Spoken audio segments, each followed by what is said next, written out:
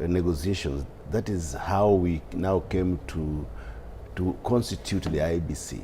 Initially, it was viewed as that it was skewed towards the government. They unilaterally picked the IBC commissioners, and I think we stood our foot down through the NADCO committee, which was chaired by one of the leading opposition figures now, Kalonzo Musyoka. And we were represented by the current CS of Energy. That time was the minority leader. And we brought in the criteria of recruitment of IBC. Of course, it is in the Constitution, but it was being overlooked. Now, these areas which are not represented have undergone a bit of political torture. Right. Because they voted, and up to now, 3 years, nobody had been elected again. And this comes with a lot of heavy responsibilities in the hands of those who are going to be elected now. They will not even have time to settle because they only have 1 year to work. That is next year. The other year will be a campaign period. In fact, I really pity those who have contested now and have been elected. They will not convince the people on the ground that they had no time to work for them. Some would think that really they don't deserve. Yet, it's very difficult to do this job within 1 year. And the financial year, next financial year, when it begins, you might find that 2027, they will not release any money for these MPs at that time during the election. So these MPs will just work for 1 year. And you can imagine the kind of resources that they have used during this campaign. Whatever, any way you think about it, they cannot recover those resources. And the people will not understand that really they have no time to put their structures in place and work for them. And I think those areas, just not politically only, but even economically and otherwise, they will feel very, very unrepresented. But I want to say that it is not their mistake. This has been a mistake of the political processes within this country. We need to put certain measures that compel the executive to constitute IBC within a given time without extension. Right. You know, there are things that the IBC have not done. One, they have not created the boundaries. The review of the boundary is a requirement for the IBC before any general election. Right. And you know, this one has not been done. So we need a legislation from now to see how this can be fast-tracked. They must be seen to carry out certain boundary review, whether it is constituency, whether it is wards, because this is a constitutional requirement that must be undertaken. Thank you, Mheshimiwa. Just to cut you short, we're getting live pictures from Chwele Sub-County Hospital. We are seeing someone who has apparently been stabbed after allegations of voter rigging. We are told there are several people, just seeing one person at Chwele Sub-County Hospital, that is at Kabuchai, who has been stabbed after allegations of voter rigging. And of course, we have witnessed incidences of violence in other places, for instance, Kasipul. We will continue to monitor that situation. One person there who has been stabbed with a knife after allegations of voter rigging emerged there. He is admitted at Chwele Sub-County Hospital, getting treatment, that is at Kabuchai. We will continue to give you more updates on that. And of course, we want to continue to insist here that voters and everybody involved to keep peace until the very last minute of this process. Remember, the exercise will close at 5 p.m. And this is a process that commenced at 6 a.m. this morning in various polling centers. We continue to monitor everything that is going on. Let's come to you, Osido, as Mheshimiwa was making that point in terms of what needs to happen. What do you think needs to happen constitutionally? What amendments need to be made to give leeway? For instance, if there is a by-election, we don't need a fully constituted IEBC. How possible is that? Very good question, Mumbi. And you remember that this is a question that has actually been canvassed even up to the Supreme Court. Right. because the Secretariat of the IEBC went for advisory, a Supreme Court advisory on the roles of the commissioners and also on the Secretariat. Right. And this was bordering on, of course, the by-elections, but also on the boundaries review, because the law on boundaries review indicates that every 10 to 12 years we need to review our boundaries, and that particular timeline lapsed last year in March, March 2024.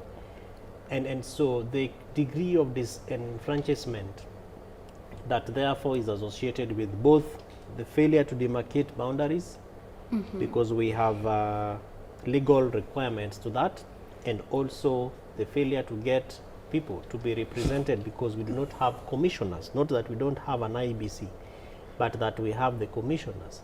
So it is important that the commission itself, being an independent commission, you know, in the chapter 15 of our constitution, also looks at mechanisms to make it easy to dispense its work. And I think that it is very unfortunate that again we are going into the next election without having reviewed our boundaries, as Mheshimiwa rightfully said. So the commission needs to think through, beyond these by-elections, how do we ensure that no Kenyan is left behind in terms of representation? Right. Because that borders on a number of issues, including the cost of the election. Because if, for example, you expect to demarcate certain constituencies, and we know around 24 plus of those constituencies that were earmarked for demarcation, against the requirement of the number of voters per polling center and per stream.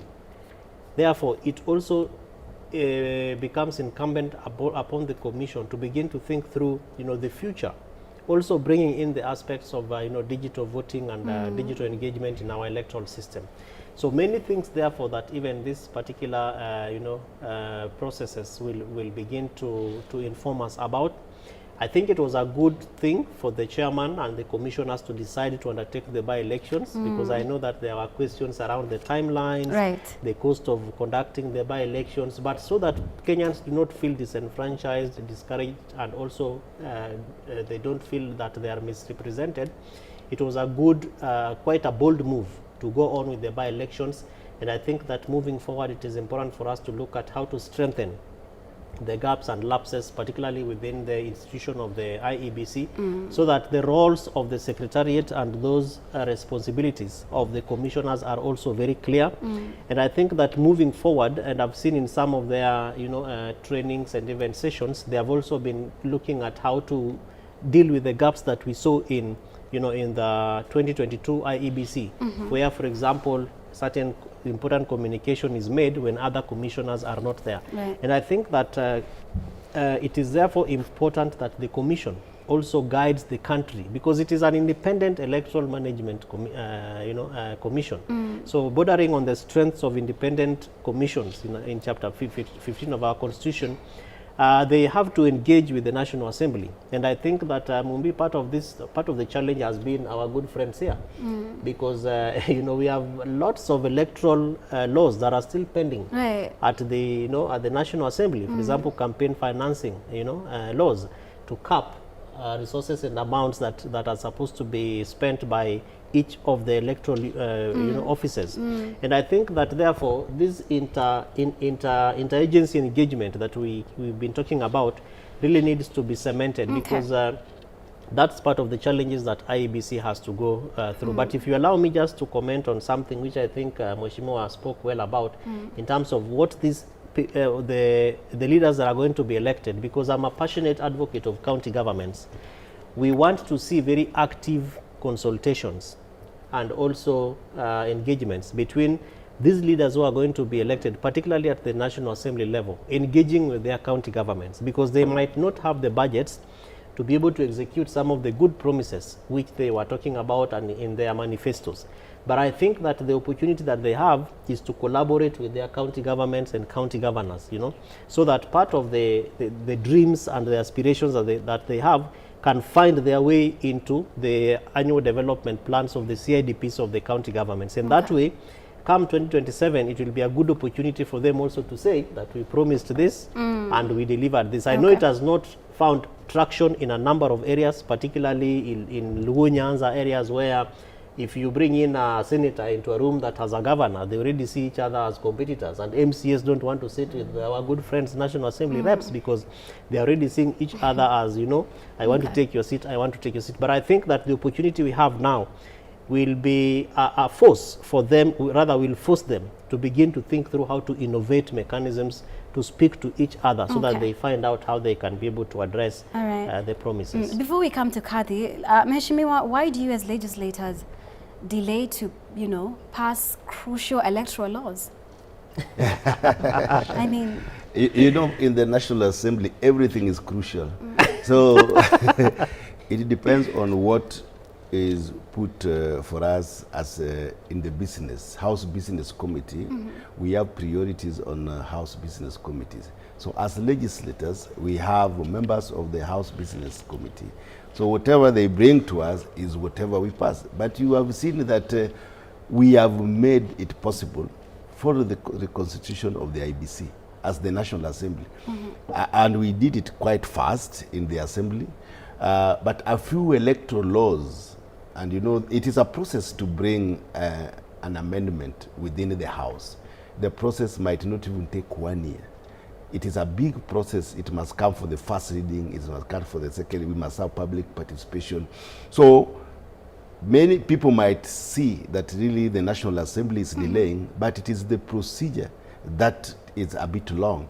But what I'm saying is that some of these electoral laws need to be amended in the House. I think I'd pronounced myself on it. We needed those amendments in the House so that they are fast-tracked. We have a way of fast-tracking these laws. But this is dependent on the willingness of cooperation among the three arms of the government, the judiciary, the executive, and the National Assembly. If we all come together as the three arms of the government and agree to fast-track some of these laws, sometimes we pass these laws, then when they reach the judiciary, they are stopped. So there must be serious... So which arm is the biggest hurdle in passing some of these electoral laws? Course, is it the judiciary, executive, or of course, legislature? These arms normally operate independently. And sometimes what one arm of the government is willing to take can be a poison to another arm of the government. So you cannot specifically come out and say that the most hindrance or what prohibits some of these, the passing of these laws is this arm of the government.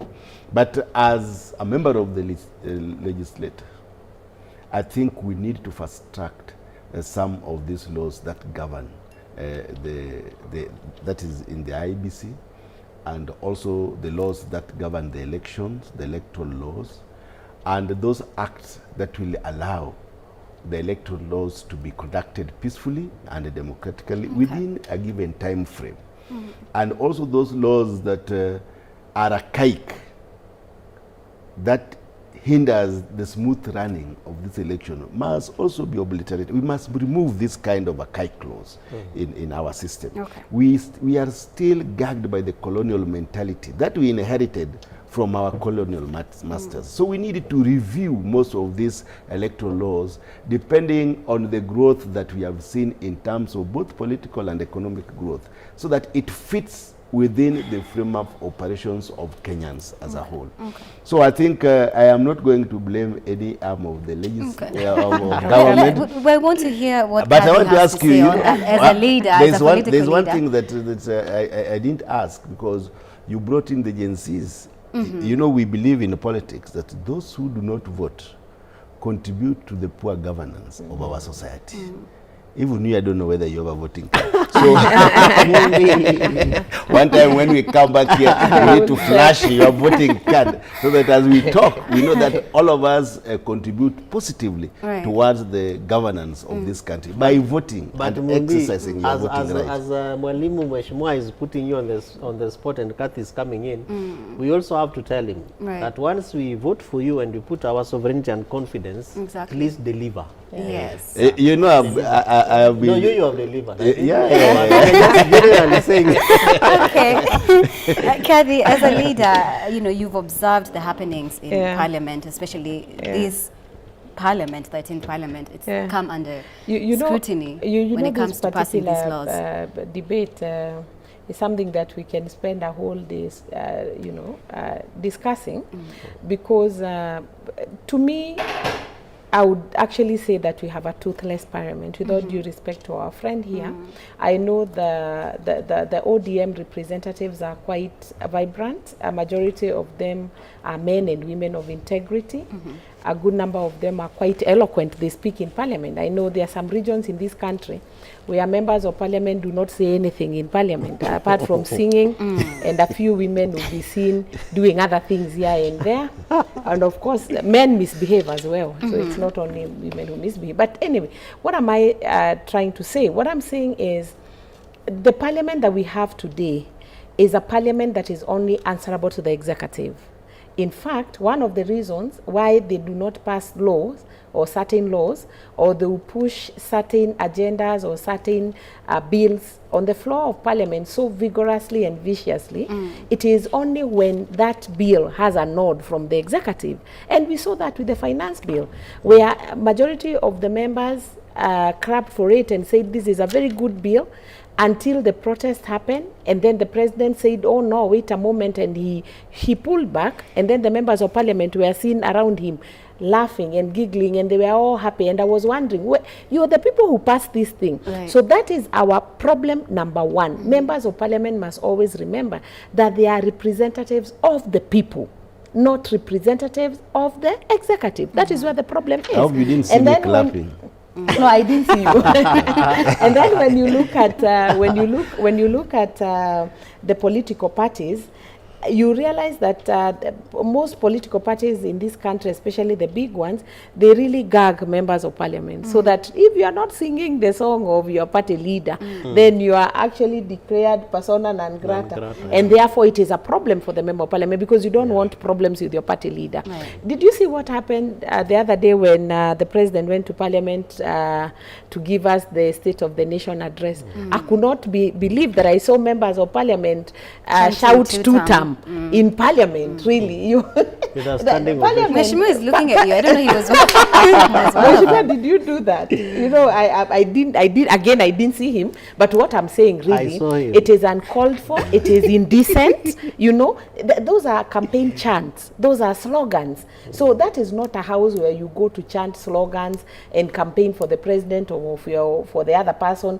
I mean, it's a serious house. I don't know where we lost the common decency, because at some point we had very good members of parliament who moved bills, who were very serious, respectable individuals. We are still good. Maybe some, let's say some are still good. We will say some, because again, we are not doing a blanket condemnation for everyone.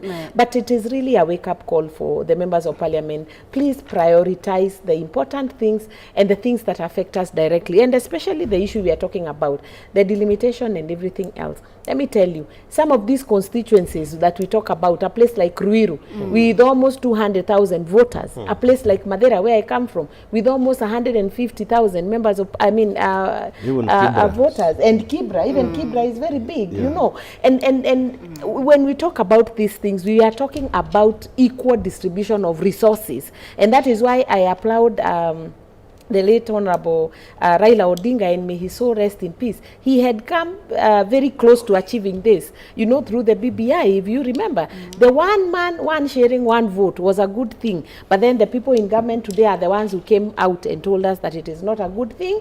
And especially our people were mobilized from Mount Kenya, and they said, Hawakuragi, they didn't say Barabara, they said Hawakuragi Balabala. Right. All right, Kathy. Okay. Of course, right now, from most regions, Mr. Osido, I don't know why I keep calling you Osodi. You can use Kevin. Or Kevin. Most places are quite peaceful in terms of the process, the voting process. We've only seen but a few places where violence has taken place. But of course, once the voting process is over, the tallying commences, that's when, you know, sometimes you start to see chaos and all those sorts of things happening.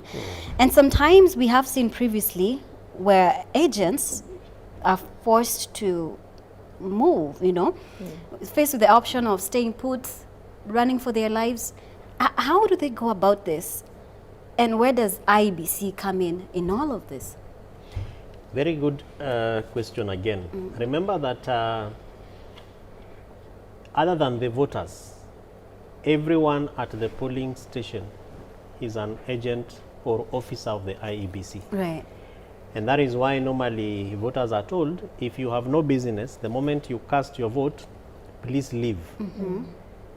I know that politicians and political parties like Mheshimiwa Mwalimu here have now turned it that you have to stay and protect your vote. Your vote. Yeah, but now, protecting your vote is not your responsibility. But I know that, again, based on the experiences that Kenyans have gone through, that confidence and trust that the vote that I cast is going to be a credible one and that it will mean something is normally where the gap lies. So you can lie there, you can stay there, you can stay put, but believe you me, even up to the point of the counting, there is nothing much you can do, including when you know that the votes of your candidate have been stolen. And that is why sometimes IEBC normally invites the agents, they invite even the observers to come and check and see what is happening, so that the aspect of transparency, accountability and credibility of that particular vote counts for something. But in some places, the stakes become so high. And I think we can even tell from these by-elections, areas where the stakes have been so high. Yes. To a level where a National Assembly, very high-level leader will show up in an MCA, vote and stay there and campaign and, insist that I have to be part and parcel of it because of the stakes. But even in that kind of title that you have, up to the point of counting the vote and announcing the winner, you have zero responsibility. And Mumbi, that is where sometimes in our Kenyan elections, the chaos begin to erupt.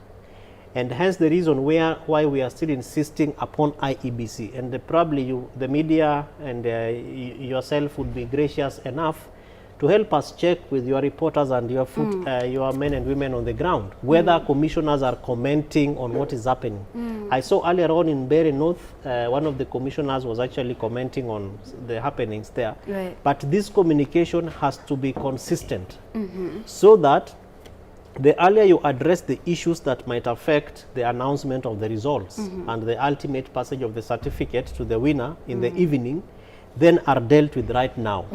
So the people who are watching us and listening might not know that there is a lot that is happening. Right. But it is correct to imagine that the commission is on top of the game, that they have trained their officers very well, the presiding officers, the returning officers, and that they know what is expected to happen.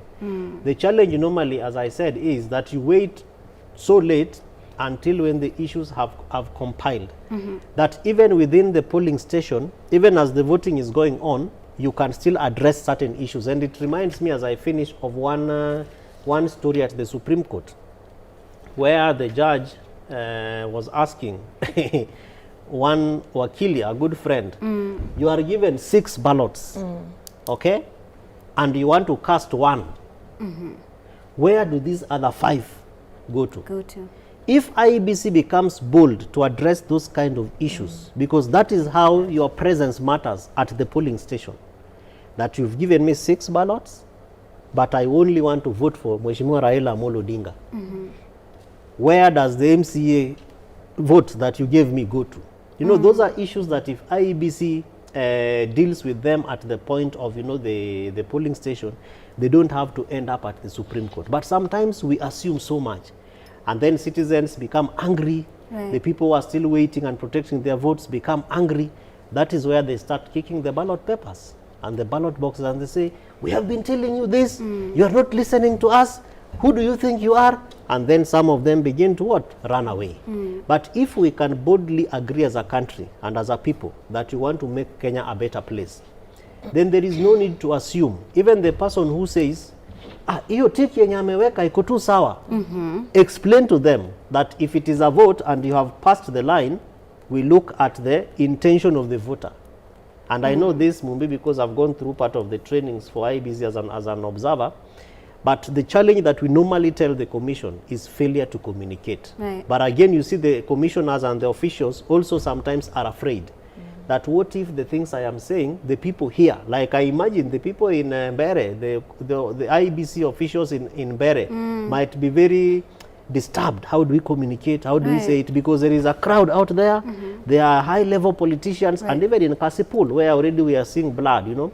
So they must be urged to constantly and consistently communicate anything that might make people, you know, discredit the election and think that maybe there is rigging that is taking place. Mheshimiwa, of course, we have seen the IBC kind of let some things slide so far. And of course, this might come with, you know, court petitions and all that. We've witnessed, you know, for instance, in Bere, when Chinga MCA was wearing his party clothes and all that. So, you know, Kevin has just said that maybe some of these IBC officers are afraid, you know, there are waheshimiwas there, how do they address, how do they communicate? And now this puts in question their independence. Is IBC truly independent?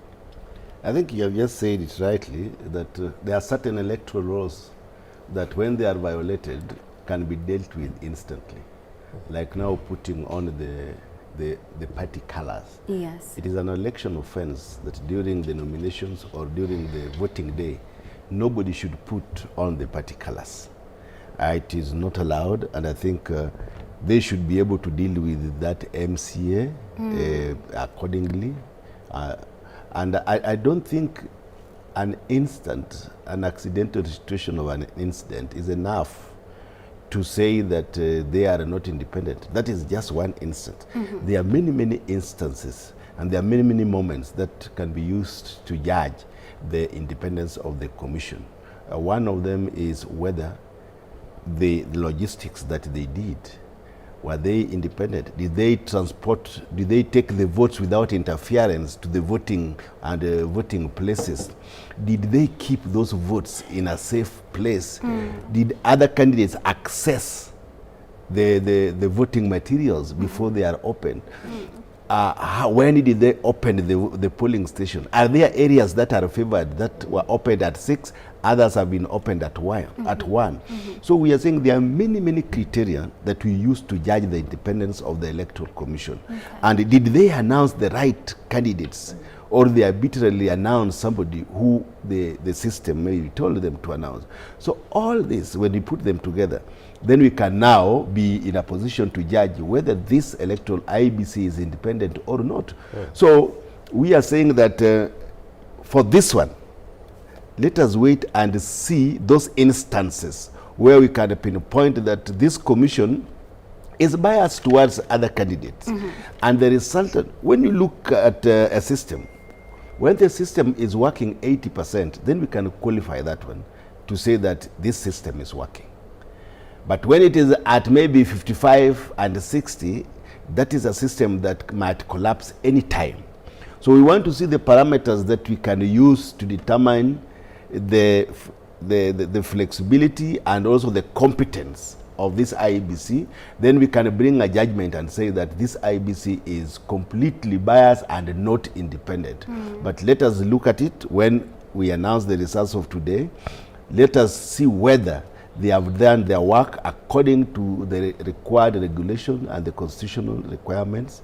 And from there now, we can come back here and ask us, did this IBC perform its work as independent as is expected? And maybe just to add something little to that, you know, I've just seen a video that has been sent to me right now by someone who is in Malava.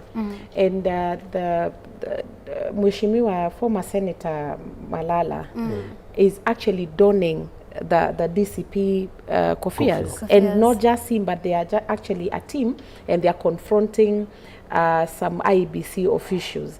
You see, two wrongs don't make a right. And then the other thing that we need to remember, we should not have sacred cows in this exercise. So if it is wrong for the UDA agent to wear yellow, whatever he was wearing, Mheshimiwa Kiroga Duku, who is actually from Nyeri like myself, then it is also wrong for the DCP people on the other side to wear green.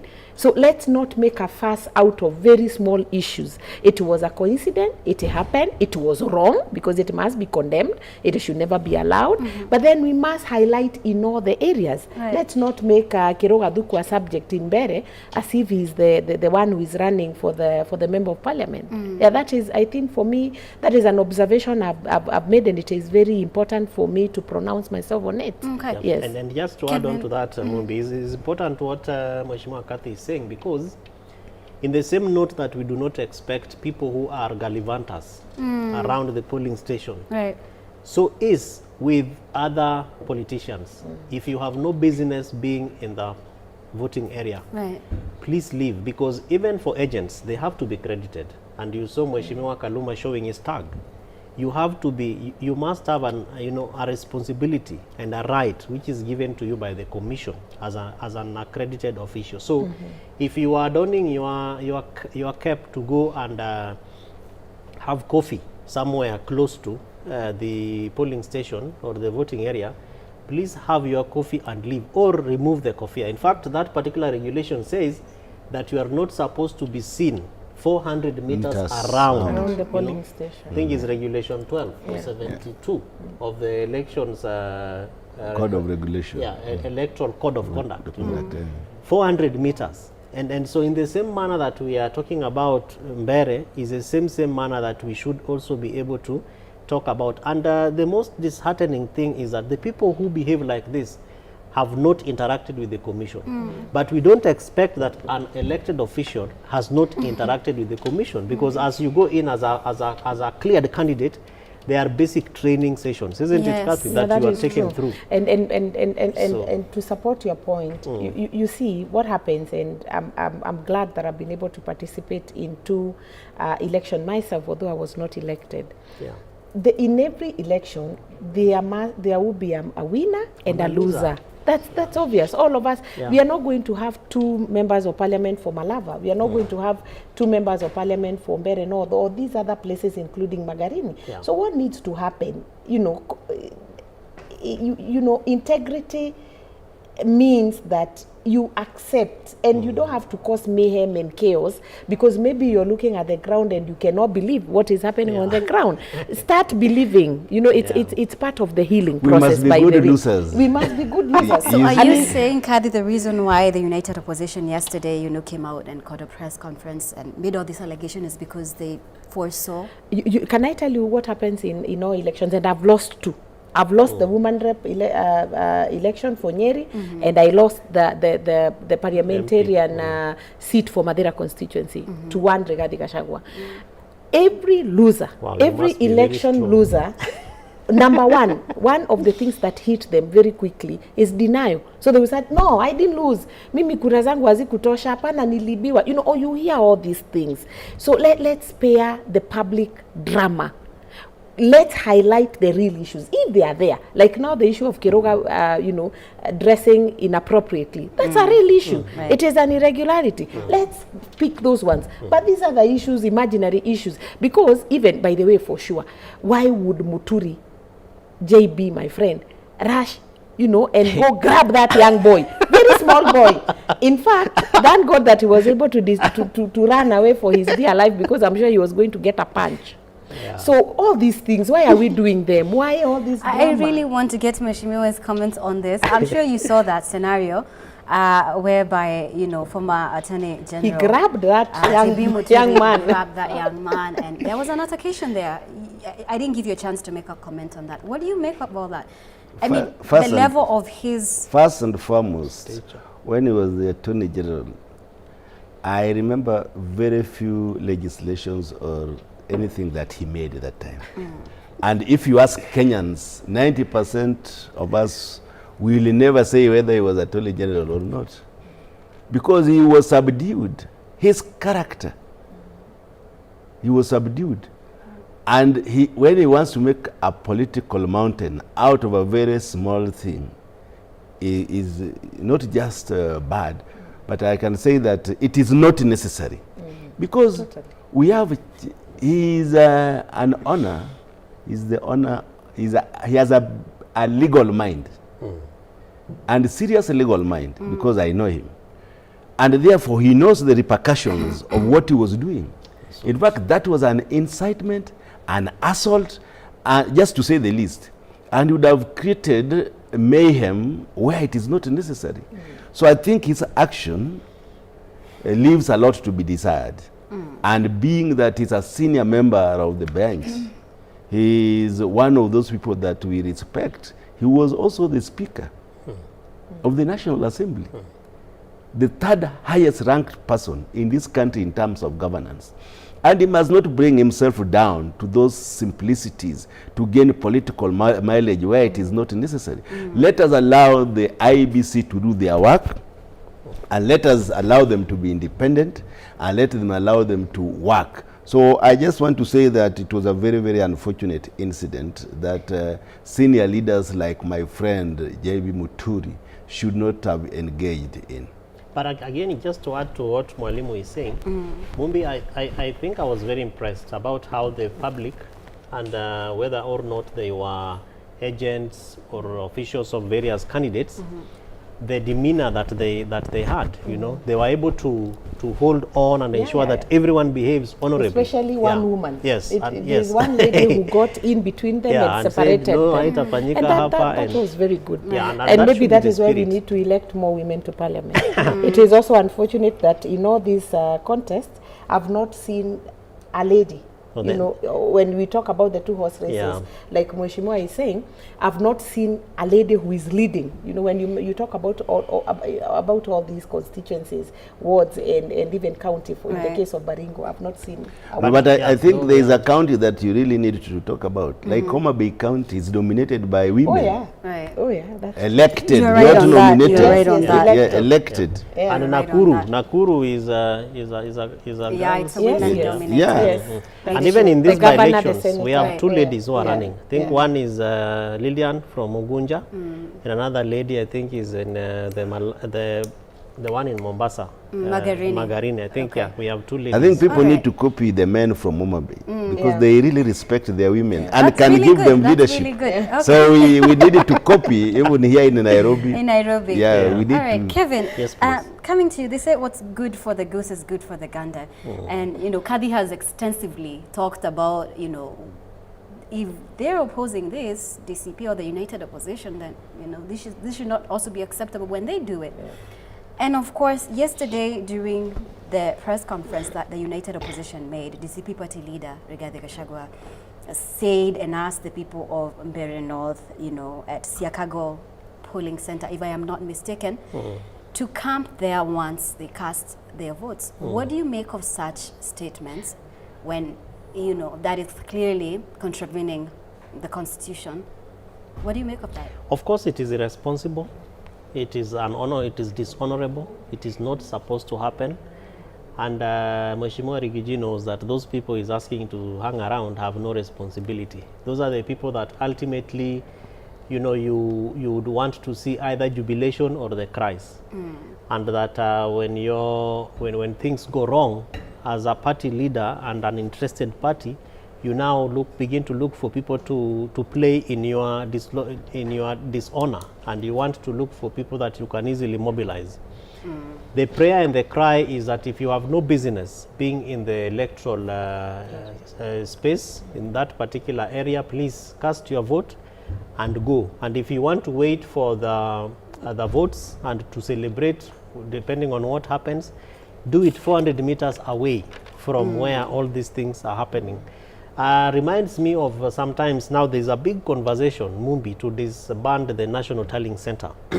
And normally you see what happens, especially during our the general elections, Right. where people like Mwalimu here will be very humbled, you know, to be in Kibra and just sit there and wait for, you know, the votes to be cast, then to be counted, etc. The moment they say, Mheshimiwa Orero, winner for Kibra, he wants to get the next chopper Right. to Boomers. Why are you coming there? To do what?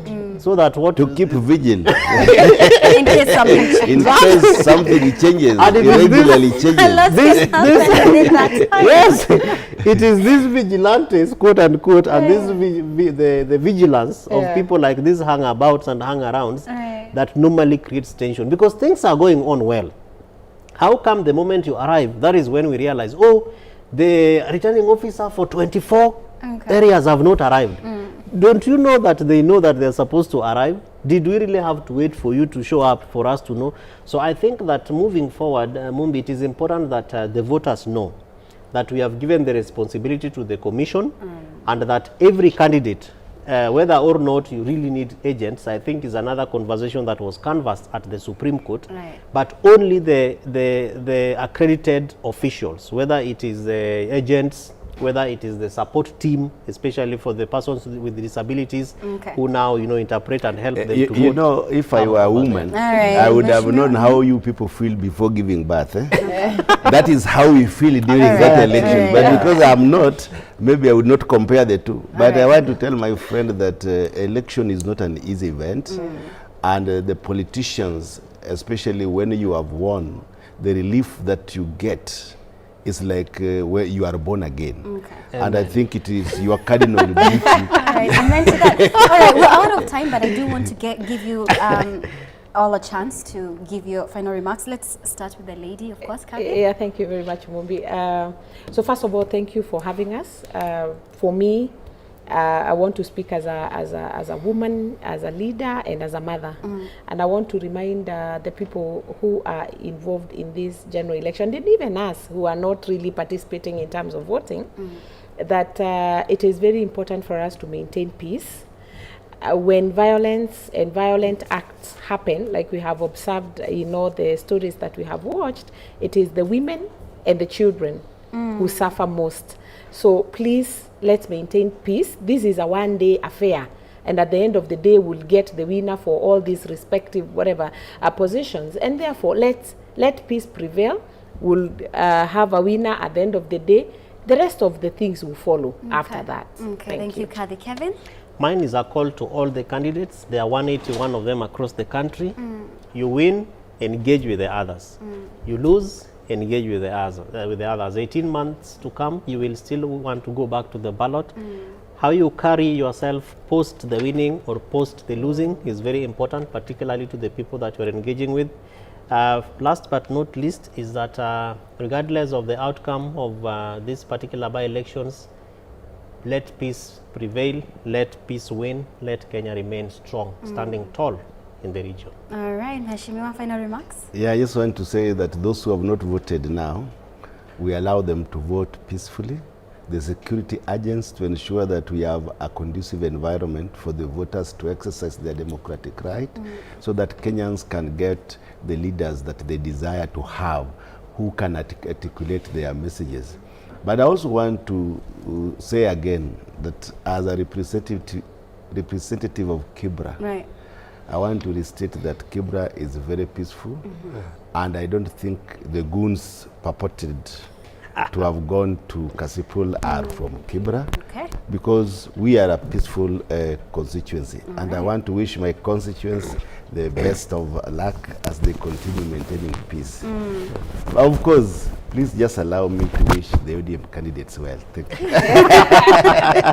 Thank you so much, Mheshimiwa, Member of Parliament for Kibra Peter Orero, and of course Kevin Osido, Executive Director, County Governance Watch, and of course Kathy Irongo, who is a political leader and a member of the Jubilee Party. Thank you so much for being here with us, lady and gentlemen. Asanteni sana. And we continue to monitor everything that is going on in various regions where the by-elections are going on. 15 wards, 6 constituencies, and 1 county. That is the senatorial bid in Baringo County. We will continue talking to our reporters who are on the ground to inform us the latest, how the voting process is going on. It's about 7 hours now since voting commenced. Of course, we will keep you updated on everything that is going on. Keep it here on Kameme TV as well as K24. My name is Mumbi Chege. I'll be back in just a moment.